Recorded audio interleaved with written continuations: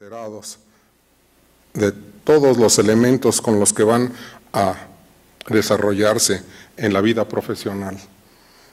Esta motocicleta, no sé por qué se metió ahí, pero seguramente que tenemos una afición ciclista todos, y ya ven ustedes que se nos están inundando las calles con motocicletas. Y bueno, se vino a meter hasta en nuestra plática. Los temas vasculares son verdaderamente necesarios para el médico que ingresa a los hospitales y para el médico que va a empezar a tener contacto con la comunidad, porque muchas veces queda soslayado. Y para todos los médicos en las urgencias, una de las primeras cosas que hacen es, pues llamen al vascular. No, eso es el compromiso de todos nosotros. Es una de las urgencias más demandantes en un área de urgencias. Esta demanda es porque muchas veces lleva o a la pérdida de la vida o a la pérdida de una extremidad, y que muchas veces queda soslayado, no nos damos cuenta de ello, y que además se convierte este tema en el patito feo en general, o se queda casi siempre para el final de todos los cursos, se ve muy superficialmente, y el compromiso que tiene el médico en el manejo de estos enfermos es verdaderamente importante. Entonces, hemos preparado algunas pláticas al respecto, y pues lo que conocemos más bien desde los antecedentes es la frase de Harvey, que decía que era una enfermedad sin pulsos, el hecho de la insuficiencia arterial. Es decir, cuando la circulación de la sangre está impedida, sea por compresión, por infarto o por interferencia, se produce disminución de los pulsos distales. Esa es la primera búsqueda que debemos hacer nosotros cuando empezamos a sospechar una enfermedad vascular. Y fíjense que es lo último que se hace generalmente en las salas de urgencias. De ahí el que me pareció importante el recordarles esta frase antiquísima. Para la Organización Mundial de la Salud es un proceso patológico resultado de la oclusión parcial o completa de las arterias, y se caracteriza por la reducción o ausencia de flujo de sangre, y se conoce como insuficiencia arterial. Con ese nombre los encontraremos en todos los tópicos. Cuando pensamos en eso, hay necesidad de hacer algunas consideraciones básicas. La primera de ellas es que al médico se le está consultando con la finalidad de hacer un diagnóstico, para recomendar o llevar a cabo el tratamiento más apropiado, y este proceso incluye varias fases. La primera es el diagnóstico presuntivo, que empecemos a presumir que este paciente tiene insuficiencia arterial aguda.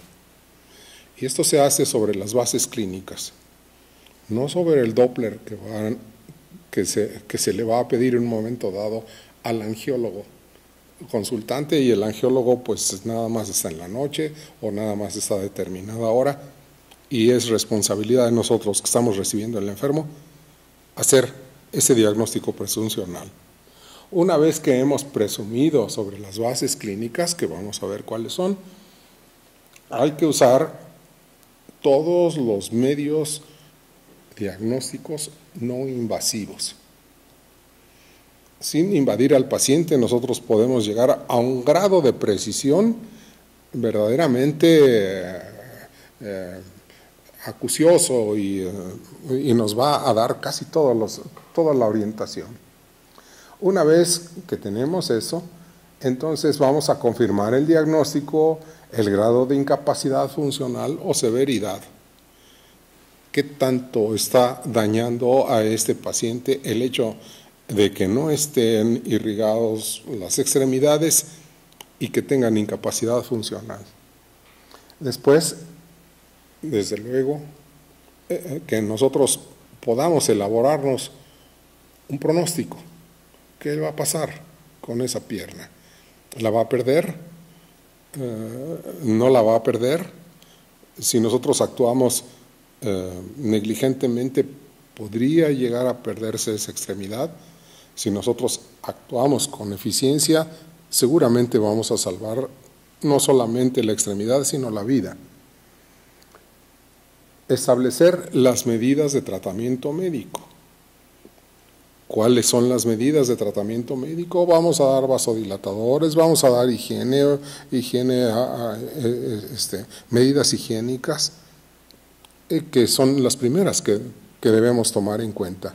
Y enseguida, determinar la posibilidad y pertinencia de intervenir al enfermo, de operarlo, de intervenirlo de alguno de todos los modos que son amplias en este momento en la terapéutica. Una vez que hemos hecho eso, vamos a ver cuáles son la presentación clínica, cómo se manifiesta la insuficiencia arterial en las extremidades. Hay dos cuadros que son verdaderamente de llamar la atención. Uno, que es la insuficiencia arterial aguda, aquella que se instala súbitamente, dentro de las primeras 6 horas antes de que el enfermo llegue a la consulta. Da lugar a muchas equivocaciones. Da lugar a muchas equivocaciones porque la mayor parte de las veces es por una obstrucción de la arteria, ya sea por un trombo que se ha formado ahí o por un émbolo que emigró de otra parte de la economía. El instalarse súbitamente hace que las personas lo único que aprecian en un momento dado es que pierden la sensibilidad en la pierna. A veces ni siquiera hay dolor. Han perdido la sensibilidad de la pierna súbitamente. El dibujo que está del lado derecho lo dramatiza un poco. El pie se pone péndulo. Y nosotros tenemos la costumbre de no examinar las piernas, no verlas siquiera. Se pone péndulo. Ese pie péndulo está pálido y si tocamos los tegumentos está frío. Pero muchas veces, como ha sido súbita la instalación de la isquemia, la temperatura todavía se conserva. Como está dormida la pierna, nunca falta en la familia y médicos incluso que proponen, pues vamos a cepillarle la pierna. Y entonces empiezan a darle fricciones, empiezan a cepillarla y una pierna ya isquémica, ya con la sensibilidad disminuida, se erosiona la piel y vemos lo que sucede en la imagen del lado derecho. Ese pie que está apenas péndulo, que no se da uno cuenta de él, se le han lesionado los tegumentos de tal modo que ahí está empezando ya posiblemente un cuadro de gangrena y no nos damos cuenta y apenas han transcurrido 4 a 6 horas.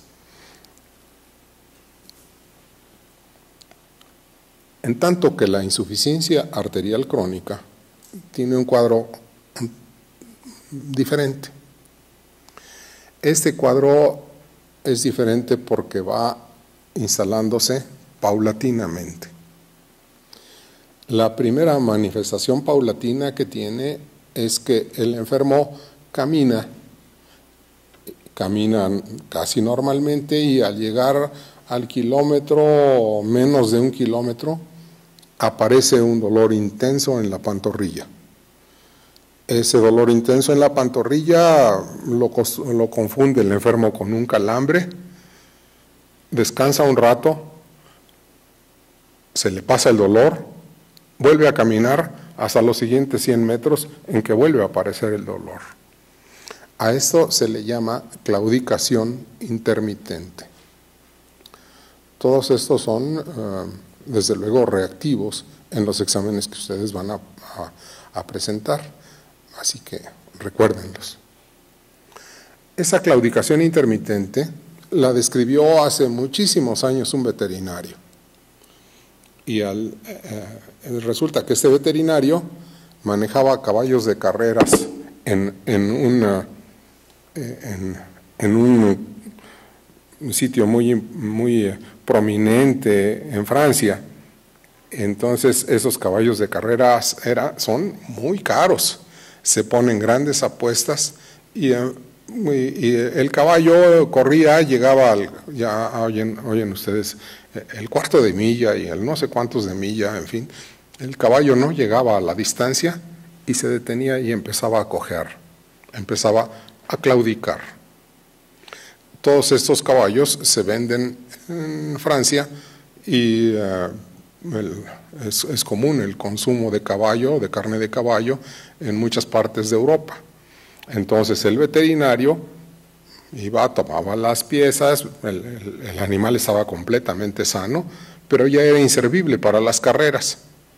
Empezó a disecar las arterias femorales del caballo y encontró que estaban obstruidas. Entonces a él les llamó claudicación intermitente desde entonces. Y la claudicación intermitente es el cuadro inicial de una insuficiencia arterial crónica. Esa claudicación intermitente no es específica de las extremidades. Se le llama en otras partes, en otras regiones del organismo se le llama angina. Ustedes conocen de sobra a la angina miocárdica. Es exactamente lo mismo. En el esfuerzo hay insuficiencia arterial y se produce dolor. Conocen la angina abdominal. El enfermo hace una comida copiosa, tiene parcialmente obstruida la arteria mesentérica superior y le produce un dolor terebrante intenso en el abdomen. Es angina abdominal. Es la fase inicial de la insuficiencia arterial crónica. Se asocia siempre arterioesclerosis, generalmente con lesiones oclusivas, ya vamos a hablar de todo eso, de la aorta o de las extremidades inferiores. Pero, ¿qué creen? Es un marcador muy prominente de la arterioesclerosis sistémica. Quien tiene arterioesclerosis en las extremidades inferiores con lesiones suboclusivas también puede tener en las carótidas. Ya vamos a ver hasta las cifras. Y también va a tener en los vasos coronarios y en los vasos mesentéricos. De modo que es un marcador de la enfermedad arteriosclerosa y un predictor incluso de mortalidad temprana. Puede dar infartos del miocardio o eventos vasculares cerebrales.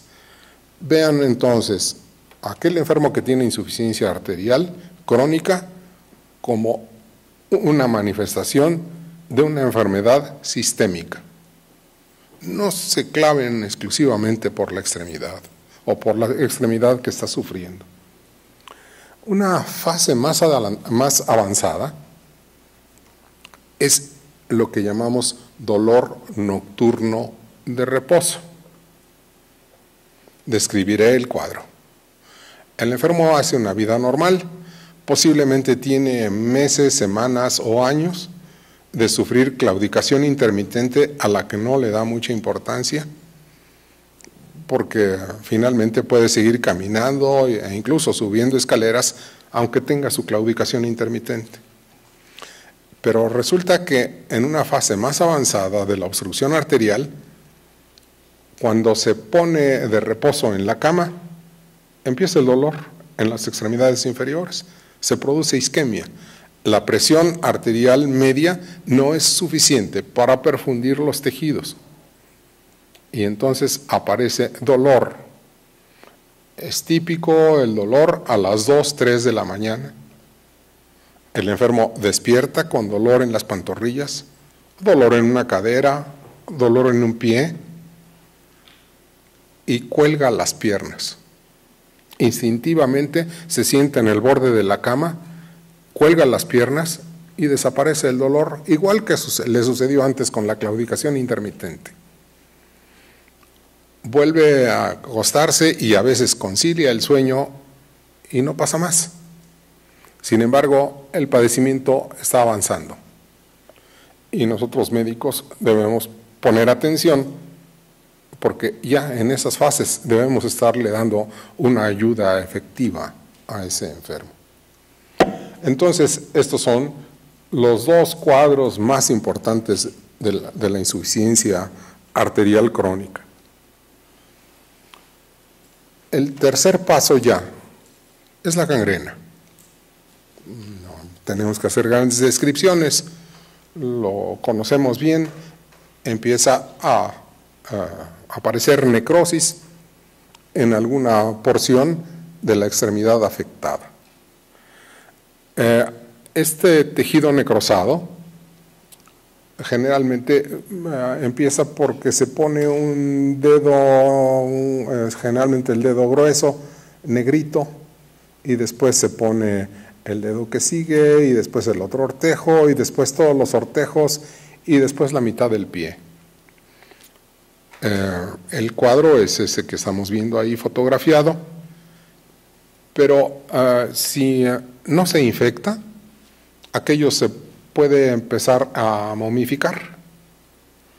Se van enjuntando los deditos, se van poniendo cada vez más negros, son ahora sí con un dolor intenso, el dolor es incorregible, el dolor es constante, no se alivia ya cuando el enfermo pone el pie en declive y a veces como también hay una buena neuropatía isquémica, el enfermo no siente o no acusa tanto dolor. Siempre llega algún alma piadosa y le pone bolsas de agua caliente, le hace otra vez fricciones, otra vez cepillado, se va a recuperar, no te preocupes, los polvos de la Madre Celestina, la crema del doctor Goicoechea, unas medias elásticas, en fin, y esto continúa evolucionando hasta que se erosiona la piel. Y en esa piel erosionada se inserta, desde luego, es un medio de cultivo muy propio, se inserta y entonces la gangrena que antes era seca se torna en gangrena húmeda. Eso es, hay multiplicación bacteriana, hay infección, hay un fenómeno inflamatorio. Estas son las tres etapas de la insuficiencia arterial. ¿Por qué las describí de este modo hasta medio dramático?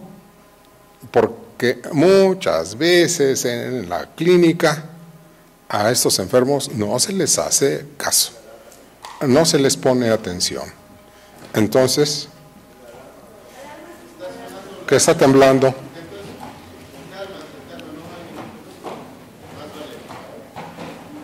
Estamos viendo el temblor y hay que hacer algo, ¿no? Estamos viendo ya las manifestaciones clínicas y hay que hacer algo. No podemos dejar a estos pacientes en espera y estar contemporizando. Entonces es quizá un aporte importante del día de hoy. La clasificación, ya saben que siempre que entra la ciencia, entran las clasificaciones. Hay una clasificación muy vieja de Leriche y Fontaine. Leriche era un médico proctólogo, pero Leriche, tratando de investigar la irrigación de la pelvis, encontró que había unas arterias ilíacas que se obstruían y entonces describió el síndrome de Leriche. Por eso es un nombre tan importante. La clasificación de Leriche es 1, El enfermo tiene enfermedad arterial, pero no tiene claudicación. Clase 2, claudicación pura.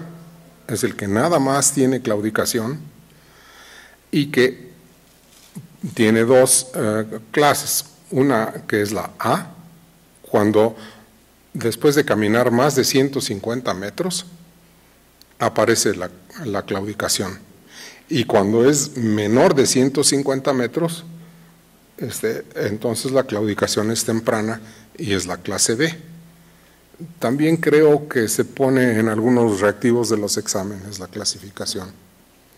La clase 3 es cuando el enfermo ya tiene el dolor nocturno de reposo, el dolor de reposo que acabábamos de describir.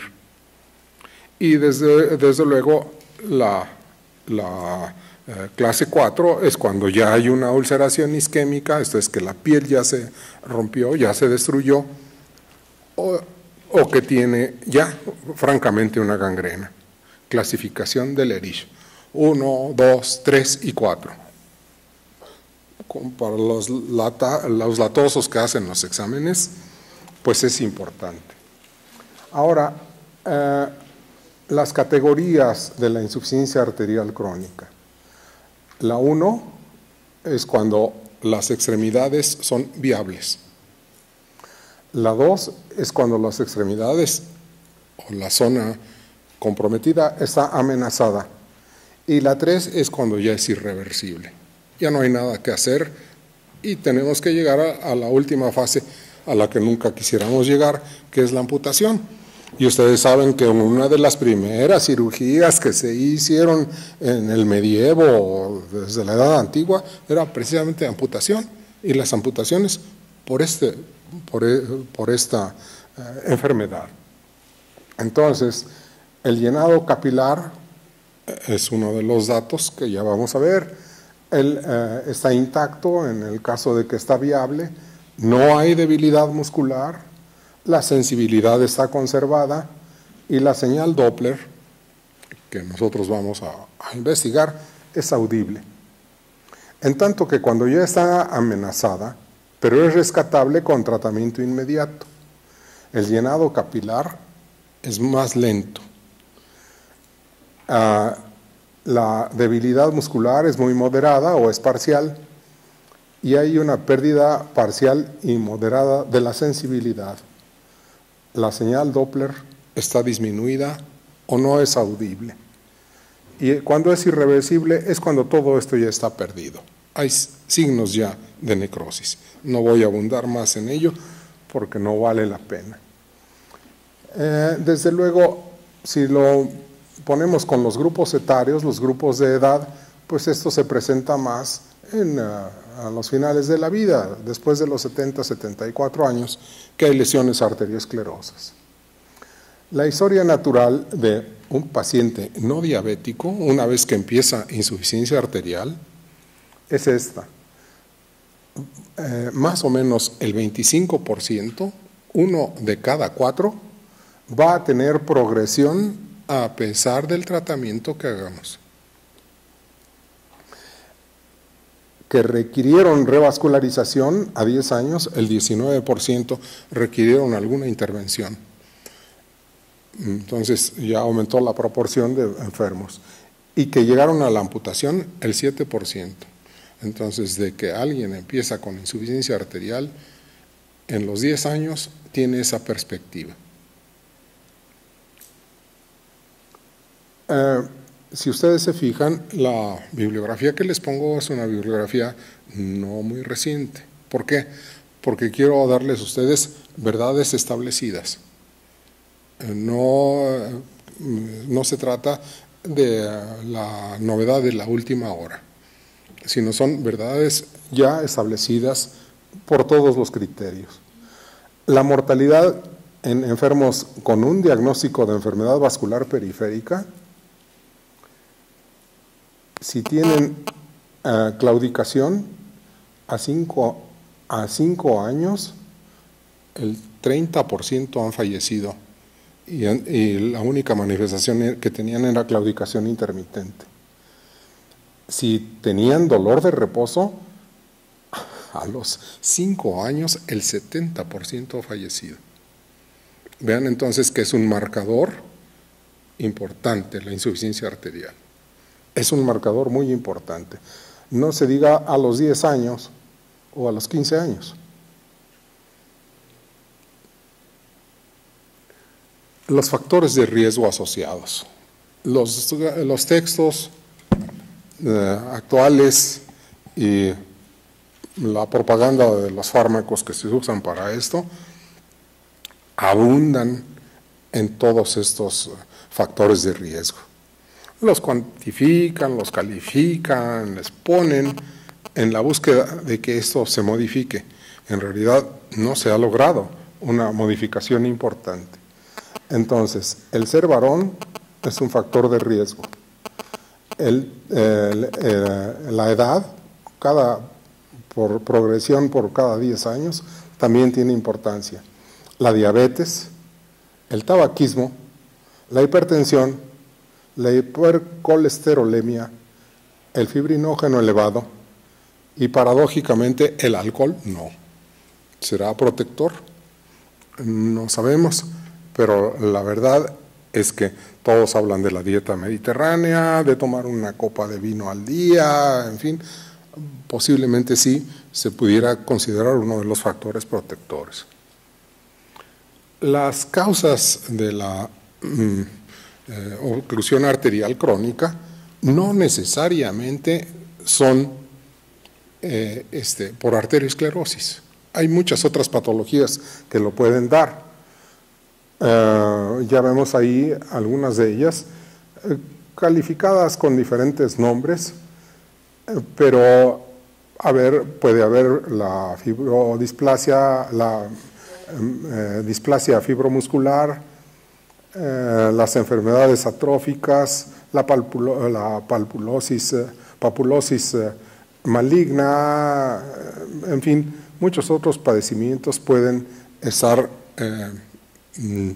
asociados y no es exclusivamente la arteriosclerosis. La tromboangiitis obliterante, la coartación aórtica, la enfermedad de Takayasu, el trauma por lesión o por radiación, la embolia periférica, el atrapamiento popliteo, el quiste popliteo de los que vamos a hablar, aneurismas, fibrodisplasias, pseudoancoma elástico, arteria ciática persistente, en fin. Puede haber muchas otras causas, aunque nosotros casi siempre lo estamos asociando con la arteriosclerosis. La arteriosclerosis, que también han visto ustedes muy ampliamente y que se inicia en realidad con una disfunción del endotelio y con una tendencia de tipo genético, es un acúmulo de células, una matriz fibrosa, lípidos en la íntima de los vasos, la ulceración y la obstrucción progresiva del vaso. Las lesiones progresan, ahí vemos una arteria sana, una arteria que ya tiene una placa arteriosclerosa protruyendo y una placa arteriosclerosa oclusiva.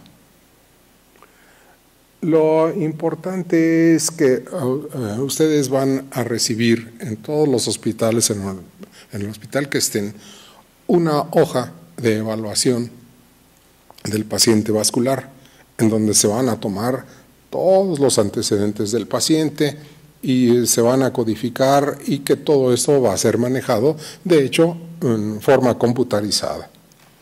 Pero, ¿qué es lo que enfrentan ustedes en realidad? No es todo eso, sino la necesidad de hacer una exploración clínica. La exploración física, desde luego, el punto importante es la inspección. Ahí está, en esta primera foto, lo que alguno de mis compañeros le decía, el síndrome de la mosca.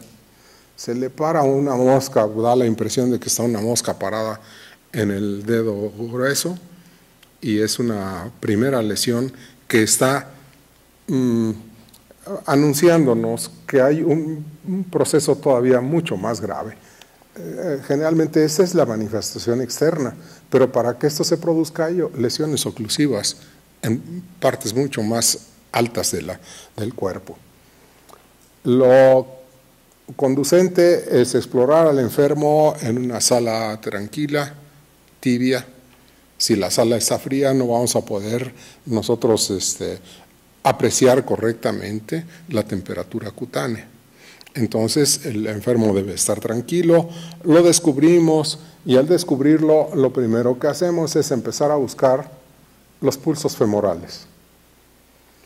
Si el pulso femoral está presente, es amplio, quiere decir que las arterias ilíacas están permeables.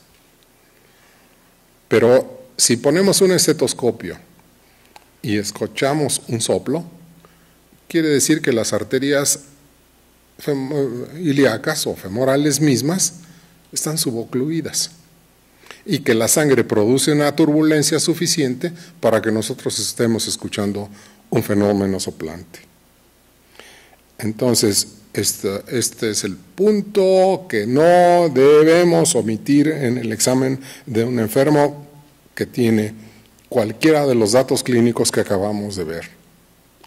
El siguiente punto es tomar los pulsos distales.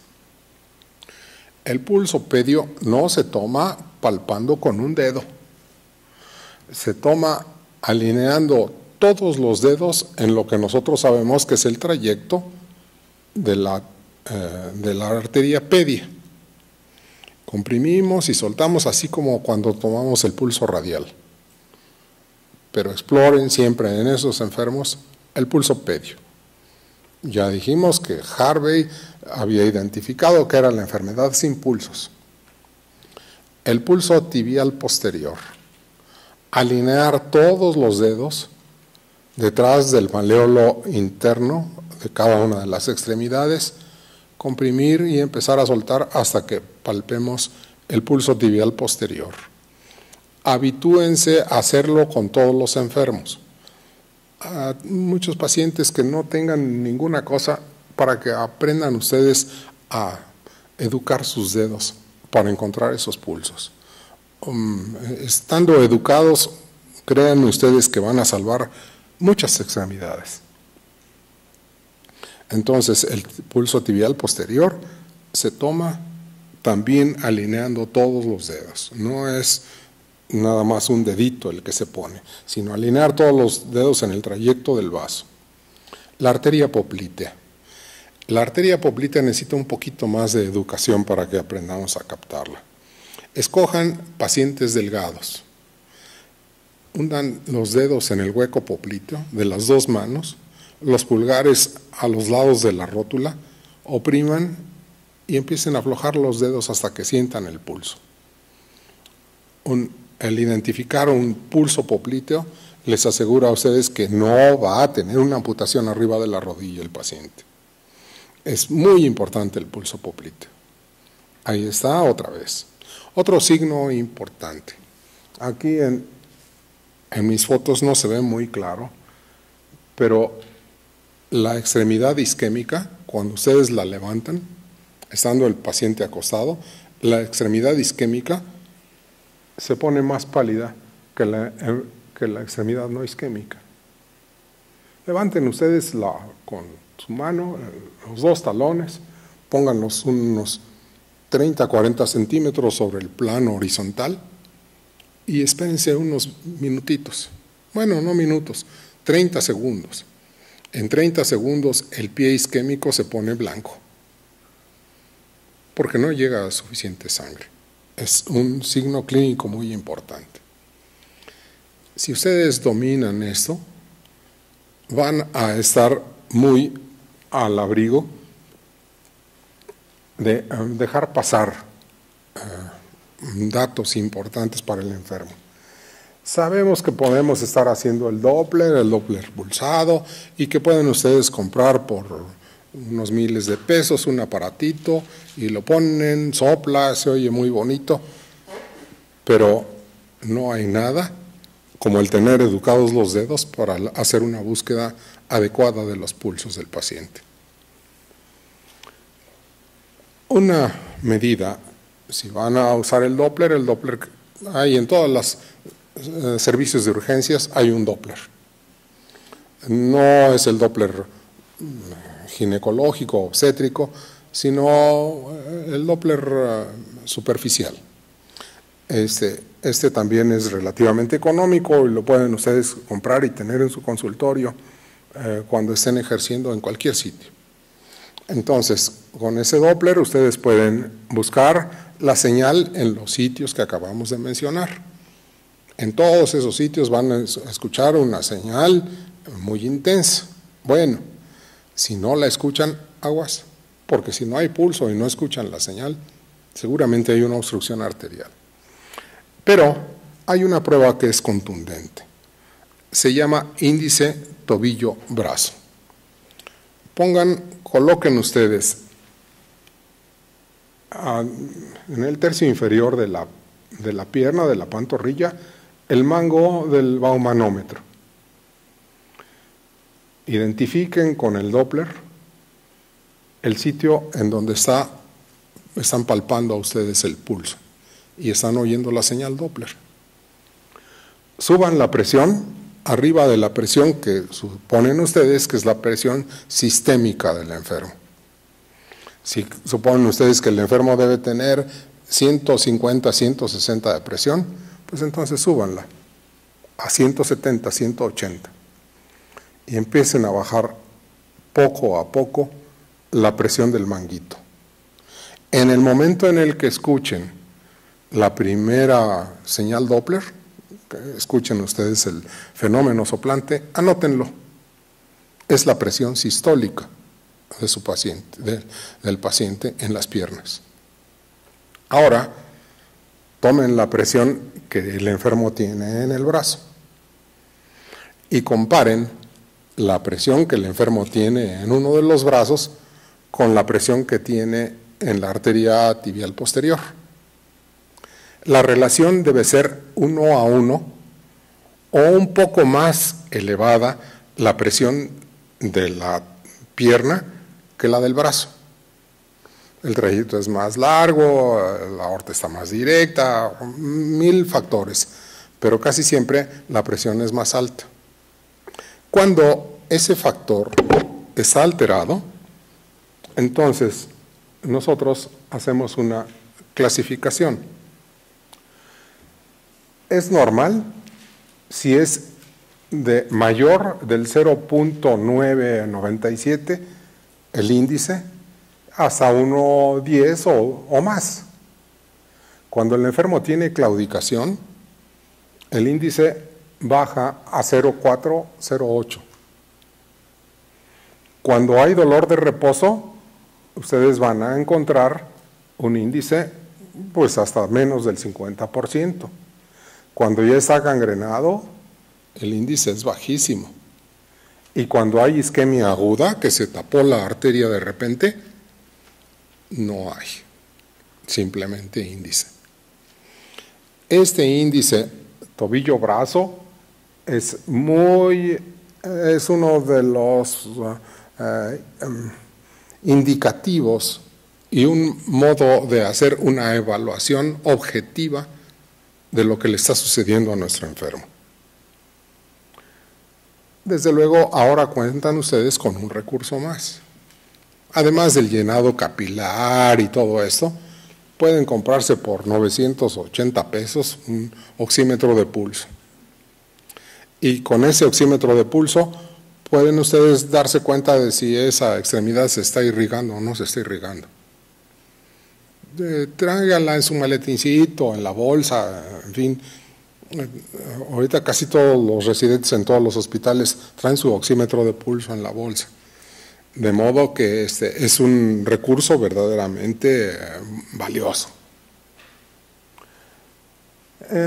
Ahí, desde luego, nos ponemos exóticos y entonces tenemos laboratorios vasculares. Pero el laboratorio vascular pues nada más está en hospitales muy pomadosos o en centros médicos, o en fin. Pero ustedes van a tener a sus pacientes en la línea de batalla. Ahí es en donde van ustedes a influir favorablemente en la historia natural de su enfermedad.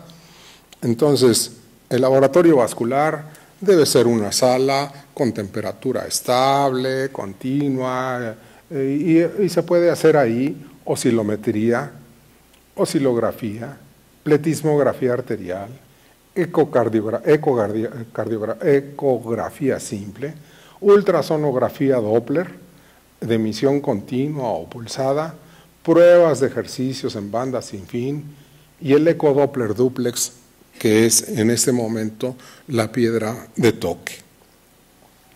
Pero todo esto se hace en una sala específica a la que llamamos laboratorio vascular.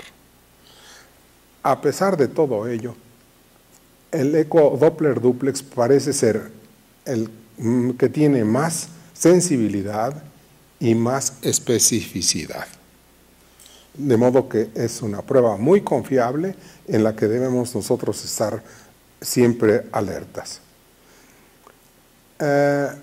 Pero la angiografía de contraste es el gold estándar. El poder inyectar dentro de los vasos un material de contraste y entonces nosotros podemos delinear con mucha precisión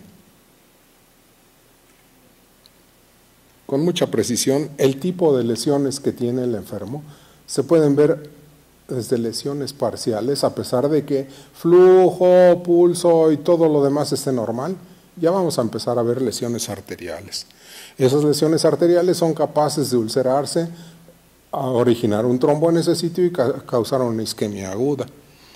Y la isquemia aguda se produce cuando esas lesiones se obstruyen, hace una oclusión total y la circulación colateral que se produce no es suficiente para irrigar la extremidad. El enfermo claudica o el enfermo tiene dolor nocturno de reposo, pero no tiene la pierna perdida. Hay algunos vasitos ahí, a los que llamamos circulación colateral. El tipo de lesiones, los angiólogos las han clasificado de muchos tipos. Hay lesiones A, lesiones B, dependiendo de que estén en una parte o en otra parte, pero en realidad esto es prácticamente irrelevante para nosotros médicos generales. La evolución de la imagenología nos ha dado cada vez diagnósticos mucho más precisos. Así, si queremos nosotros ver las arterias carótidas, podemos encontrar en las arterias carótidas ya, por ejemplo, aquí lesiones en las paredes, lesiones que van a ser premonitorias de eventos vasculares cerebrales, hemiplegias, trombosis cerebrales, en fin. Entonces es importante que nosotros pongamos también el estetoscopio en los vasos del cuello. También producen fenómenos soplantes. También el enfermo tendrá manifestaciones de isquemia cerebral transitoria que son casi el equivalente de la claudicación intermitente. El enfermo muchas veces despierta aunque no puede mover la extremidad superior izquierda. Y le dan masaje, hace algunos movimientos, se alivia y pasó. Se llama ataque de isquemia transitoria. O el enfermo queda afásico durante unos minutos, o el enfermo queda hemipléjico durante algunos minutos, y es el mismo equivalente. Ya les decía yo, no es exclusivo de las extremidades inferiores. Pueden ser las arterias renales, pueden ser todas las arterias de la economía, pueden sufrir esto. Pero recientemente la angiotomografía ha adquirido toda la precisión y no necesita uno meter directamente el material de contraste en el vaso, sino se puede poner por vía venosa incluso, o se puede poner un buen bolo en el árbol arterial y podemos obtener imágenes tan precisas como esto que estamos viendo. Y, ¿perdón? ¿Es alguna interferencia o hay alguna pregunta? Por favor, si hay preguntas, interrumpan, platiquen. Esto no es una conferencia, más bien debe ser una plática, ¿no? Bien. Bueno, ¿será mi celular cerquita de esto?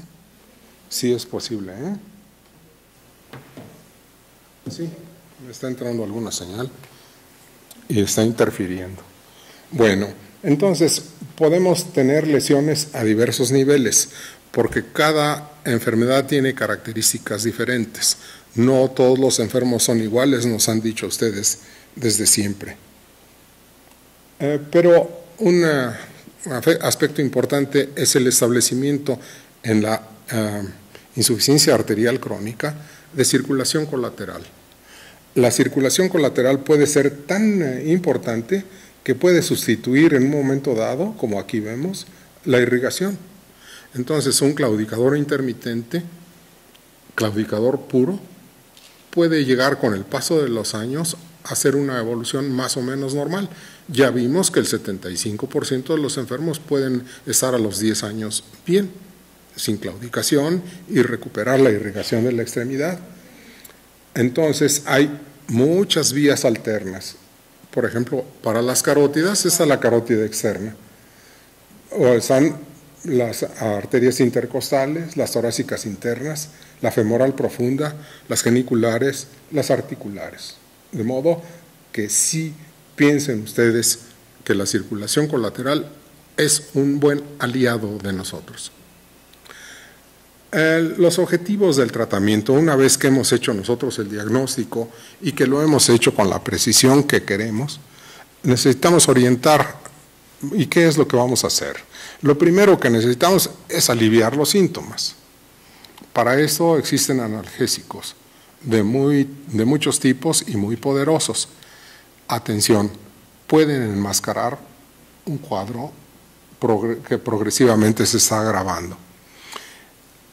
Y nosotros precisamente lo que queremos es evitar la progresión de la enfermedad, reducir el riesgo de las complicaciones trombóticas, modificar los factores de riesgo, fomento del ejercicio físico, medidas farmacológicas y lo último que dice Bandolera, deja de fumar y ponte a caminar. Ese es el mejor consejo que le pueden dar ustedes a su paciente claudicador intermitente. Ahora hablemos de la isquemia aguda. La isquemia aguda, ¿qué hacer? Tener la extremidad en declive. Casi siempre lo que hacemos es que le levantan llega la enfermera y le levanta los pies al paciente. Llegan ustedes al área de urgencias, el enfermo tiene insuficiencia arterial aguda y la enfermera le sube las piernas. Entonces, poner la extremidad en declive porque permite una presión arterial media suficiente para aliviar el dolor. Administrar heparina, no heparina fraccionada, no el Clexane, no el Dabigatran y no todas estas cosas que dicen, porque como es una insuficiencia arterial aguda, este paciente posiblemente necesite cirugía o intervencionismo.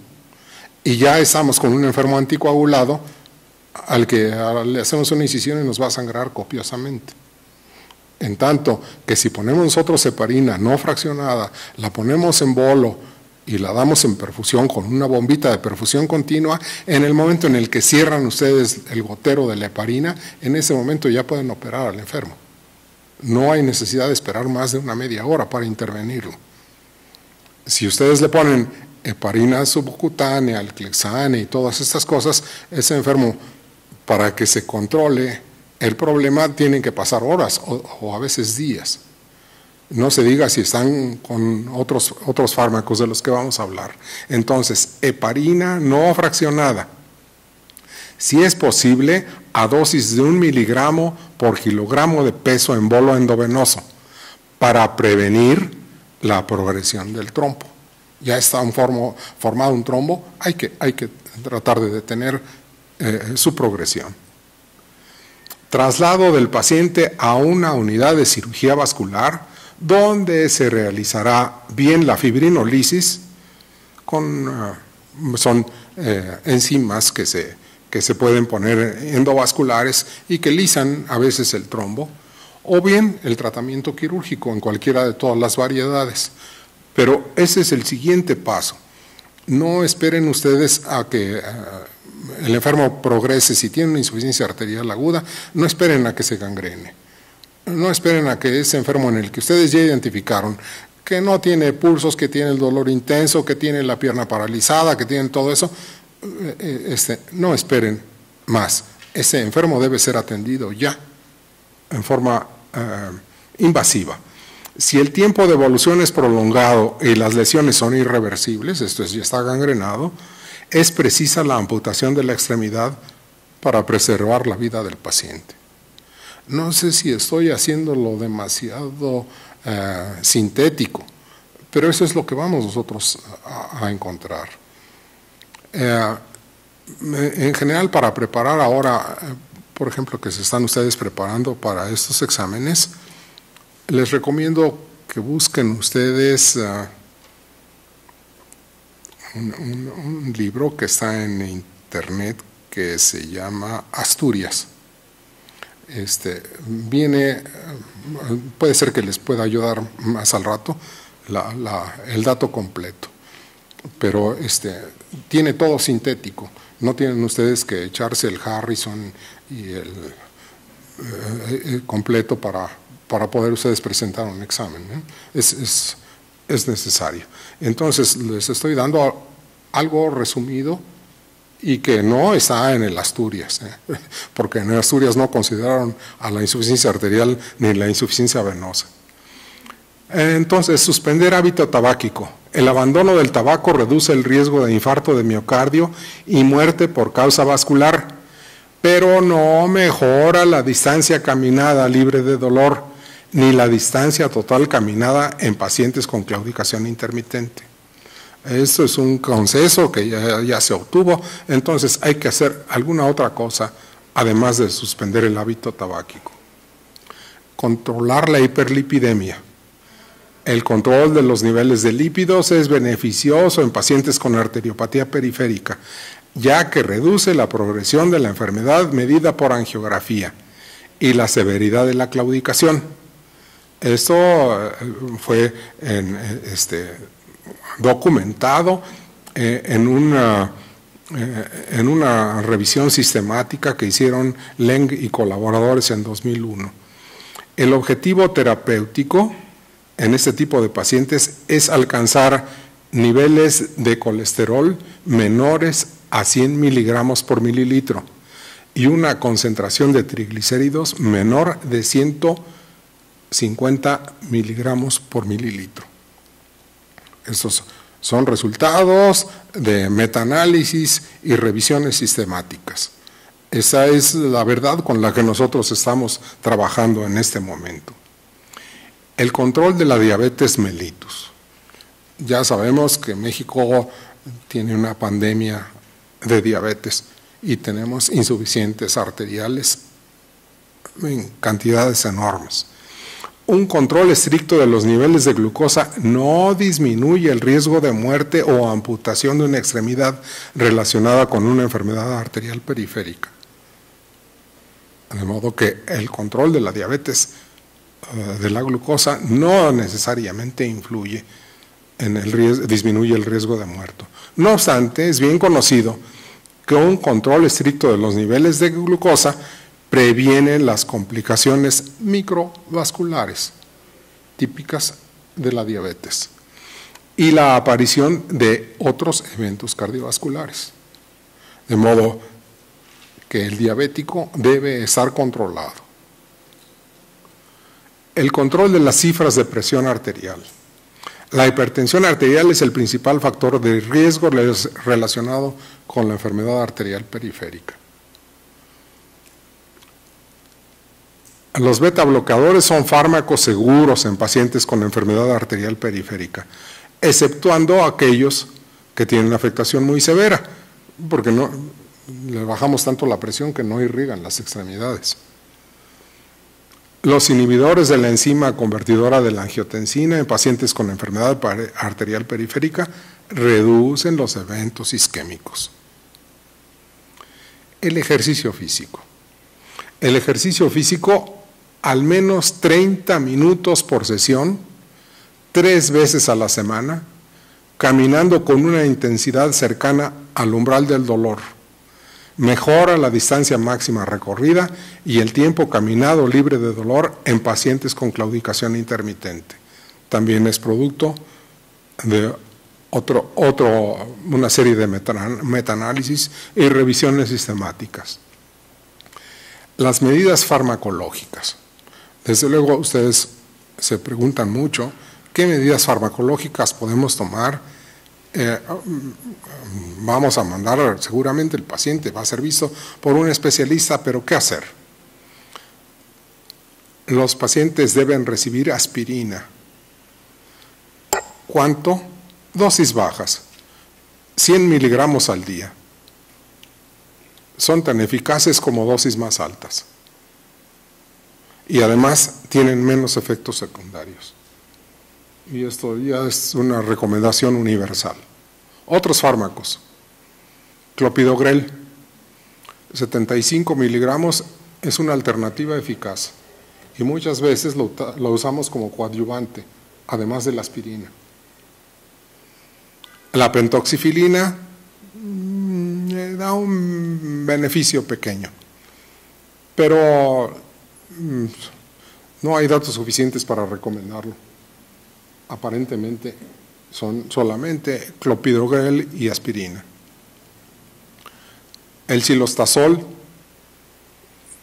también mejora el dolor y permite una mayor distancia recorrida. Vamos al tratamiento quirúrgico.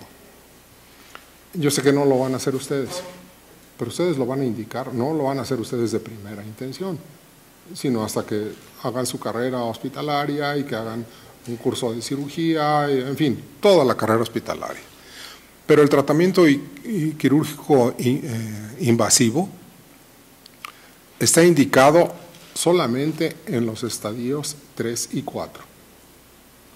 En los otros estadios que acabamos de revisar, generalmente no hay necesidad. 3 y 4 de Fontaine. Ese es cuando ya están los datos muy importantes. Lo establecido es que la derivación de la arteria femoral a la arteria poplitea se haga con una vena autóloga, tomada del propio paciente. Se anastomosa distalmente a la arteria tibial, en la arteria tibial posterior o en la porción baja de la poplitea, y arriba se anastomosa en la femoral.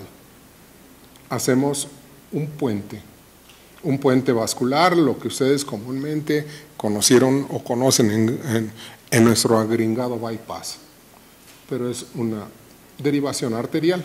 Ese es el nombre correcto, derivación arterial. Por ahí un ingeniero en hidráulica me decía que no es bypass, es un ladero, decía el ingeniero. Bueno, ladero pues no lo hemos usado. También hay injertos protésicos, de dacrón, de 1000 materiales, y esos no se usan abajo de la arteria femoral. Se usan en las partes altas, en vasos de gran calibre. Estos son los injertos. Lo que preferimos es un segmento de la vena safena tomada del propio paciente, invertirla para evitar los senos venosos, las válvulas venosas, y ponerla anastomosada. Esta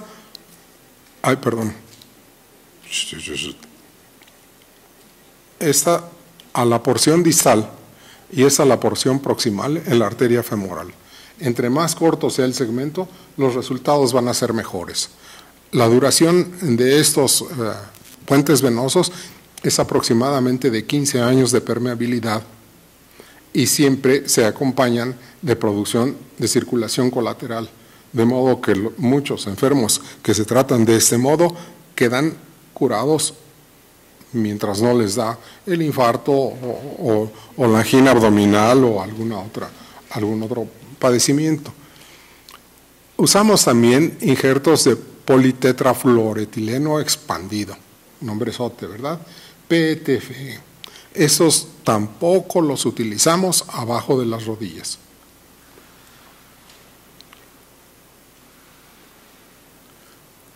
Recomendación clínica.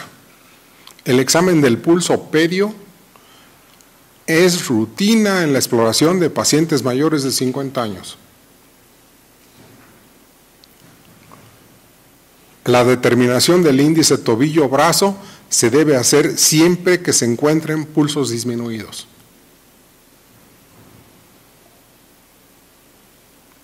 El índice tobillo-brazo menor de 0,9 es predictivo de mortalidad cardiovascular.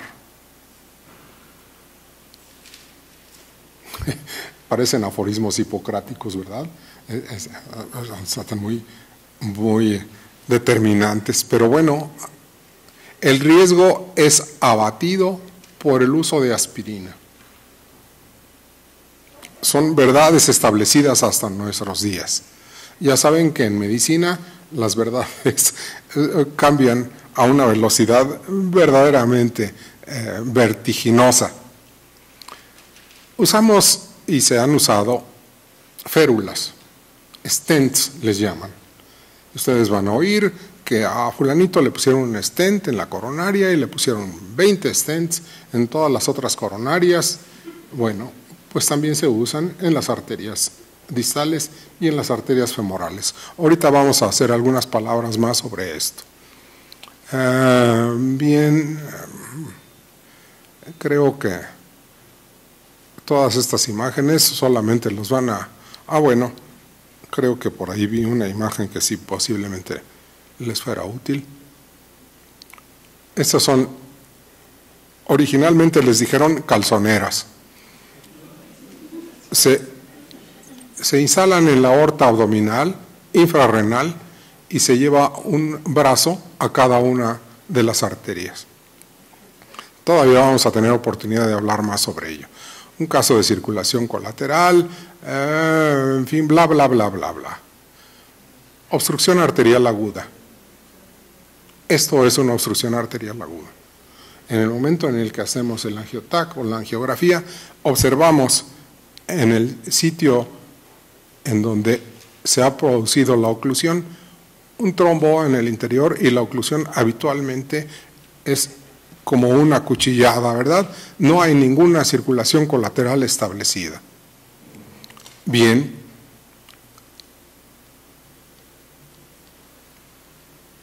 Vamos a pasar a otro aspecto. Ahí ya les digo, son muchas imágenes, pero no hay nada. Esa es mi motocicleta otra vez. A ver.